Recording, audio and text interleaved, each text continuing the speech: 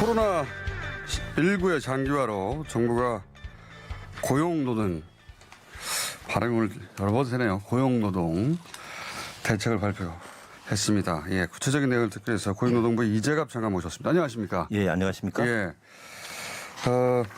사태가 사태이다 보니까 장관님을 직접 모시게 됐습니다. 예. 뉴스 공장을 잘 안 들으시는 표정이신데 평상시에. 그렇지 않습니다. 말씀 많이 듣고 있습니다. 그러니까요. 다른 분들한테 얘기만 듣고 직접은 안 들으시는 것 같은데. 자, 그 기업들이 어려움이 많잖습니까? 특히 중소기업들은 뭐 자영업자들은 아주 난리가 났는데 정부가 준비한 일단 지원 사항이 어떤 게 있습니까? 우선 코로나19 때문에 여러 그 기업 하시는 분들 또는 소상공인들이 많이 어려워하십니다. 정부 전체적으로 본다면 소상공인 분들을 지원하기 위한 뭐 경영자금 지원이라든지 이런 지원 대책은 별도로 있고요. 저희 고용노동부에서는 이제 기업들이 또 노동자분들을 고용하고 계시기 때문에 근로자들이 고용 안정과 그분들을 고용하고 있는 기업주들의 인건비 부담을 완화시킬 수 있는 그런 지원 방안을 가지고 있습니다. 그중에서 대표적인 것이 고용유지 지원금이라는 것이 있습니다. 고용유지 지원금. 그러니까 고용을 유지할 수 있도록 지원해드린다 이런 것을 이해하시면 되겠습니다. 조금 구체적으로 말씀드리면 기업들이 이제 어렵게 된 경우에 그러면 어려우면 제일 처음에 할 수 있다고 생각하시는 것들이 부분이 이제 인건비를 줄이는 것이거든요. 그렇죠. 이렇게 퇴직시킨다든지 이런 식으로. 근데 이렇게 하면 나중에 그 어려움이 극복된 다음에 서로 어렵습니다. 근로자들도 생활 안정이 어렵고 기업 하시는 분들도 인력 채용이 어렵기 때문에 그래서 이제 가능하면 이렇게 어려운 상황에서도 휴업수당을 지급하면서 고용을 유지할 수 있도록 지원해드리는 그런 제도가 되겠습니다. 최대한 해고하지 말라는 거네 한마디로 말하면. 그렇습니다. 예. 얼마나 지원합니까? 인건비, 그러니까 지급한 휴업수당의 원래 평상시에는 휴업수당의 3분의 2를 지원해 드리는데 지금 이 상황에서는 저희가 한시적으로 2월부터 해서 7월 말까지 6개월 동안은 4분의 3을 지원해 드리고 있습니다. 4분의 3. 그러니까 원래 그 직원한테 주던 급여 4분의 3을 정부에서 지원한다는 거죠? 예, 그렇습니다. 굉장히 많이 주네요. 예. 누가 받을 수 있는 겁니까? 아무나 받을 수 있는 겁니까? 이런 게? 원래는 평상시에는 이제 기업이 상황이 어렵다라는 것을 확인하기 위해서 저희가 매출액 감소가 어느 정도 일정 부분 이상 이걸 봐야 되는데 지금같이 코로나19 상황 같은 경우에는 모든 분들이 어렵지 않습니까? 그렇기 때문에 지금은 저희가 이 매출액 감소라든지 이런 경영 상황에 대한 확인은 생략하고 있습니다. 휴업 조치를 하시면 되는데 그러면 어느 정도 하는 것이 과연 휴업이냐라는 부분입니다. 휴업은 공장 전체 또는 사업장 전체를 휴업하는 것만이 아니고 저희가 근로시간 단축이래 일정 부분 근로시간 단축하는 경우도 해당이 되게 됩니다. 그러니까 공장 폐쇄, 회사 문 닫아 이것만 휴업으로 치는 게 아니다? 그것만이 아닙니다. 그래서 저희가 판단하는 방법은 한 회사의 전체 근로자의 근로시간을 한 달 단위로 계산을 해가지고 그 총 근로시간이 20% 이상 감소하면은 휴업으로 저희가 파악을 하고 있습니다. 그렇다면 쉽게 말씀드리면 한 달에 20일을 일하는 기업이 있습니다. 그런 경우에는 4일을 초과해서 휴업을 하면 휴업으로 분류가 되게 되고 그 기간 동안에 지급하는 휴업수당에 대해서는 저희가 4분의 3을 지원해드린다 이렇게 이해하시면 되겠습니다. 그런데 통상적으로는 당연한 거지만은 지금 매출이 얼마나 감소했나 이 지원을 받을 수 있는 자격이 되는가 면밀히 검사하는데 지금은 그런 걸 거쳐서 지원하기에는 상황도 급하고 다들 어려우니까 그 과정을 건너뛰고 요건만 맞으면 지원을 한다. 예, 그렇습니다. 그리고 나서 추후에 검사하지 않습니까? 요것은 그렇지는 않습니다. 이 요건 상황에 대해서는 저희가 그런 상황으로 인정을 하고 지금 상황 자체가 그러니까요. 그러니까 이게 이제 국가적이고 전 산업에 걸친 지금 재난 상황에 발생했다 이렇게 보시는 거네요. 예, 그렇습니다. 알겠습니다. 이거 잘 활용하면은 좋겠네요. 특히 중소기업 같은 경우에. 그리고 요즘 아이를 어린이집에 보낼 수 없다. 맞벌이 가정을 어떻게 하냐. 이런 고민이 많거든요. 예, 그렇습니다. 이분들은 어떻게 합니까? 맞벌이 가족이 그러면 두 분 중에 한 분이 집에 있어야 된다거나. 최근에 이제 맞벌이 부부들이 많기 때문에 네. 이제 아이들 돌봄 문제가 모든 가정의 아마 관심사라고 생각을 합니다. 작년 말에 남녀고용평등법이 개정이 됐습니다. 그래서 특별한 휴가 제도가 하나 만들어졌는데 그게 가족돌봄 휴가 제도입니다. 가족돌봄 휴가. 그것은 가족이 아프다거나 아니면은 어른들을 모셔야 된다거나 또는 자녀 양육의 그런 필요가 있을 경우에 하루 단위로 네. 가족돌봄 휴가를 신청해서 쓸 수 있는 제도입니다. 그래서 1년에 열흘까지 그것이 가능하게 되어 있고요. 이것은 1인 이상 모든 사업장에 적용되게 됩니다. 그래서 모든 임금 근로자들은 사실상 다 해당 대상이 사항이 된다라는 있고. 말씀이고 그래서 요 상황에서도 코로나19와 관련해 가지고 어디 아이들을 어디 돌봄 교실이나 이런 데 맡기기 어렵게 되면 이제 가정에서 가족 돌봄 휴가를 활용해서 열흘밖에 안 되지 않습니까? 예. 대부분 임금근로자들의 경우에 유급으로 하는 연차 휴급 휴가가 있습니다. 보통 15일부터 25일 사이의 휴가를 그렇죠. 쓸 수가 있고 거기에 더해서 1년에 열흘까지의 가족돌봄 휴가가 있다. 이렇게 이해하시면 되겠습니다. 근데 이제 가족돌봄 휴가의 경우에는 이게 기업들 부담도 있기 때문에 무급으로 지금 법에선 되어 있습니다. 그렇게 되면 또 가족돌봄 휴가를 이용하시는 우리 노동자분들의 경우에는 생활 안정 문제가 있기 때문에 요번에 가계 소득이 줄어드니까 예비비를 활용해 가지고 근로자의 경제적 부담을 좀 덜어드리기 위해서 가족돌봄 휴가를 사용하는 날수에 대해서 1년에 5일까지, 그러니까 열흘까지는 못 해드리고 5일분에 대해서는 하루에 5만 원씩 이렇게 해서 지원을 해드릴 생각입니다. 그러면 맞벌이 부부의 경우에는 두 분이 쓸 수 있기 때문에 이제 그러니까 1인당 열흘씩 휴가를 쓸 수가 있고 그 중에서 5일씩을 지원받기 때문에 20일의 휴가를 쓸 수 있고 열흘간의 지원을 받을 수가 있습니다. 총 50만 원의 지원을 받으실 수 있습니다. 사업주가 이거 돌봄 휴가 안 된다라고 거부할 수는 없는 겁니까? 법적입니까 이게? 법에서 사업주가 거부할 수 있는 사유가 예외적으로 설정되어 예외적인 있습니다. 조항이다. 예, 예외적으로.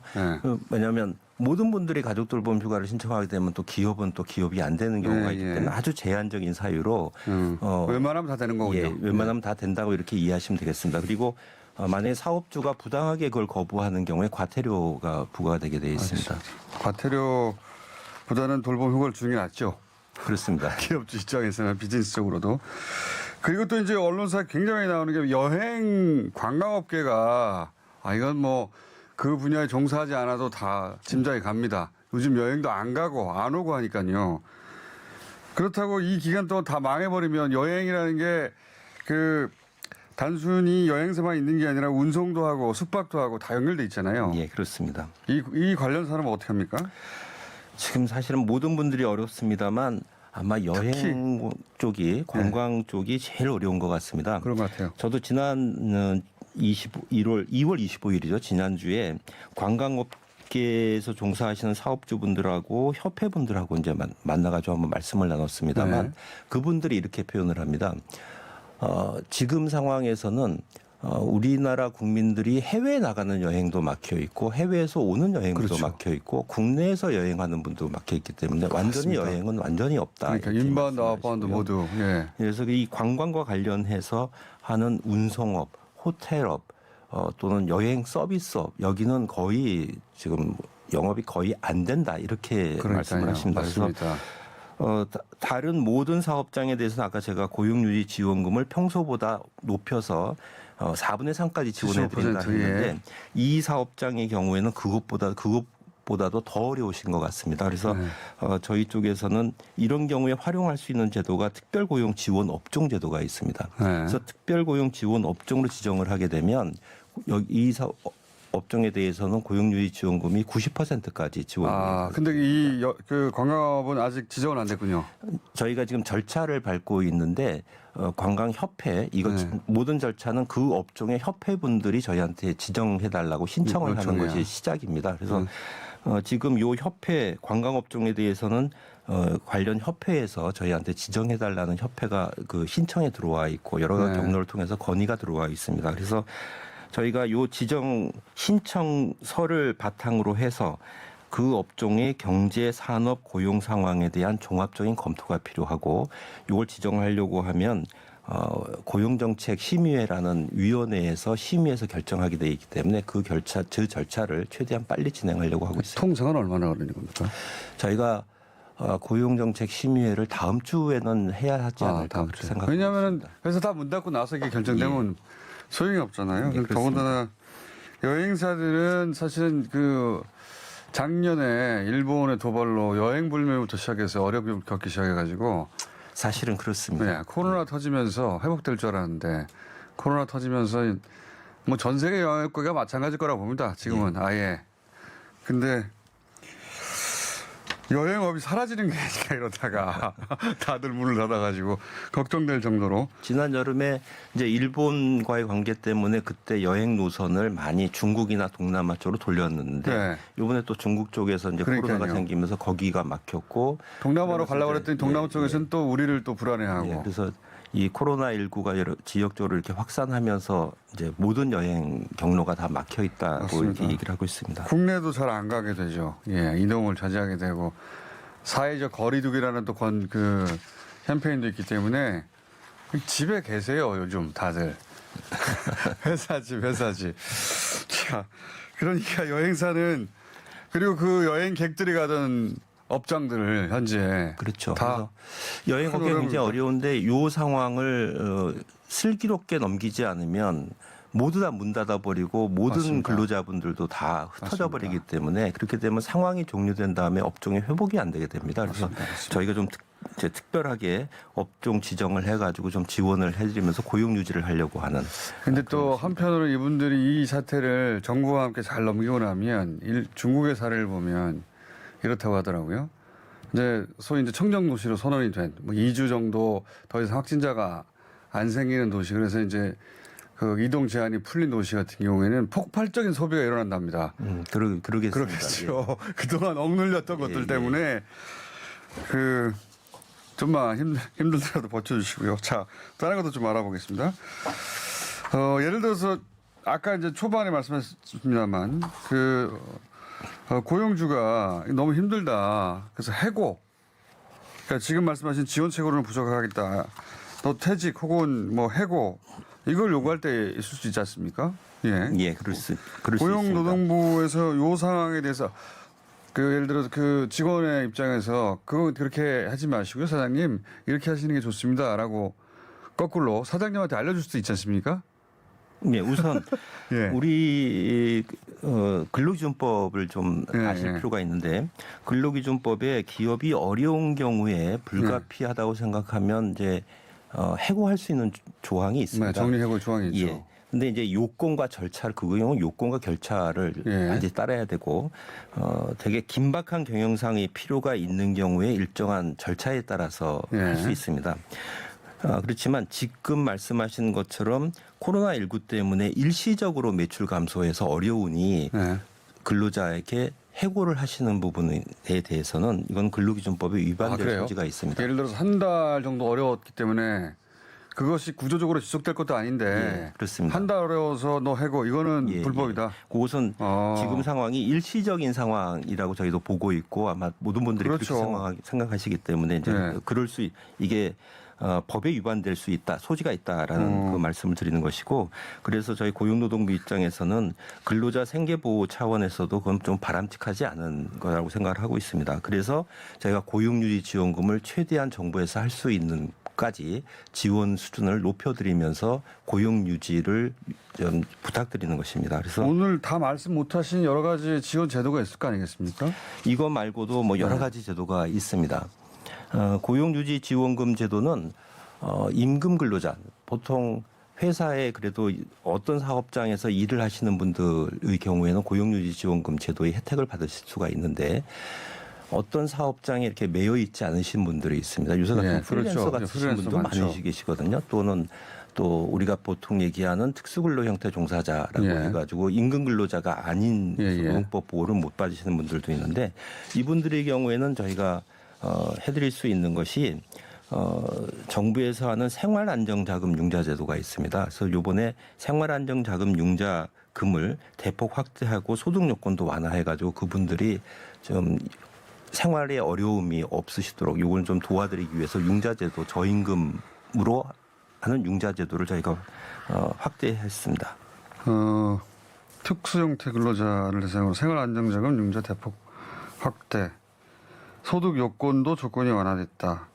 이런 예, 거는 그렇습니다. 네, 근데 지금 보니까 정부 차원에서는 지금 코로나 대책으로 여러 부처에서 여러 방안을 내놓고 있는데 이게 어딘지 몰라요, 일반인들이. 어디 가서 이 혜택을 확인해 봐야 되는 겁니까? 홈페이지 이 들어가면 혜택은 저희 고용노동부 홈페이지 지금 접속해 보시면 네. 홈페이지의 첫 화면이 전부 지금 코로나19와 관련되는 여러 가지 지원 제도로 안내하는 제도로 지금 개편을 했습니다. 보통은 유튜브나 보지.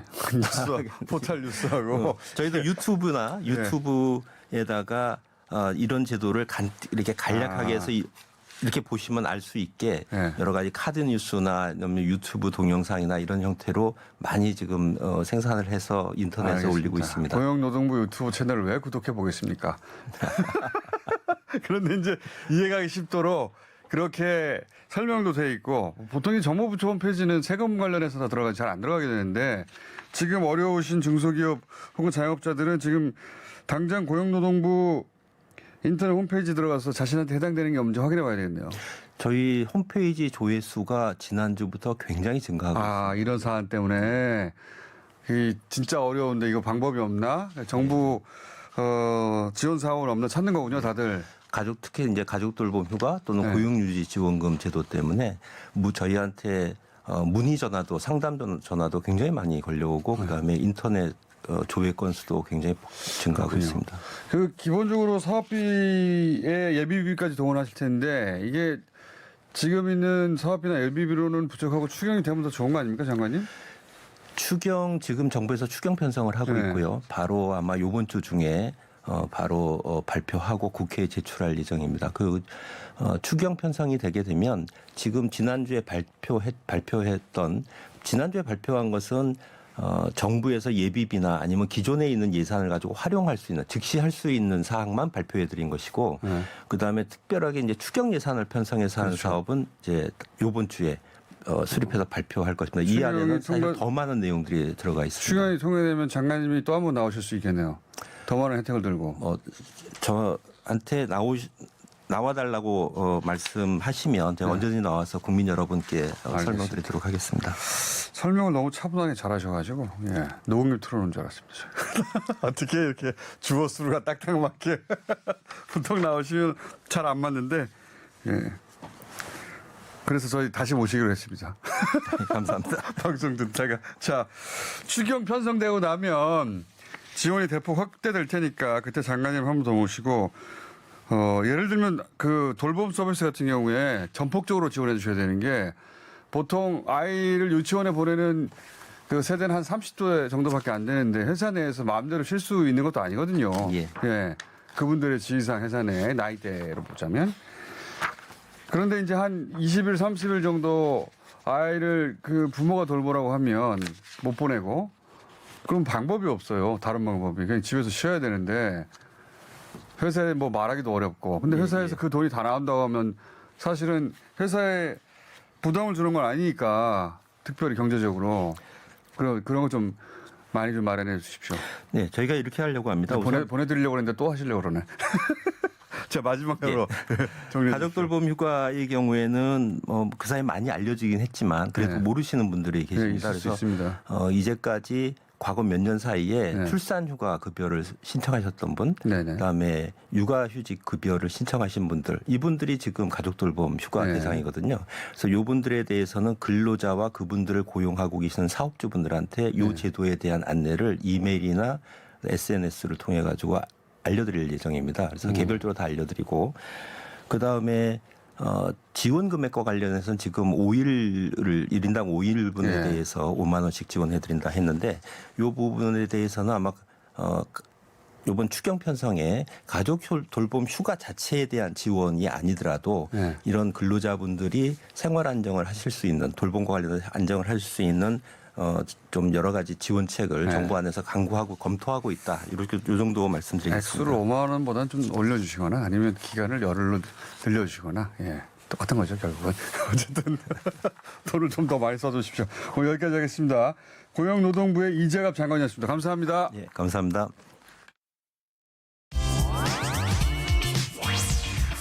이어서 김어준의 뉴스공장이 방송됩니다.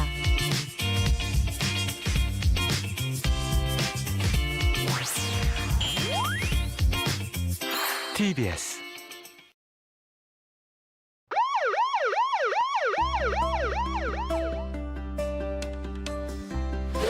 올바른 손 씻기는 30초 이상 비누로 꼼꼼하게 씻어주세요.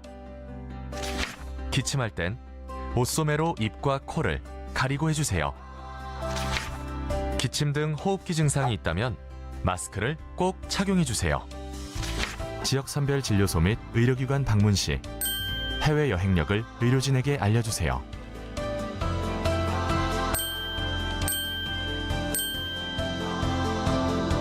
국민 여러분의 실천과 참여가 지금 필요합니다.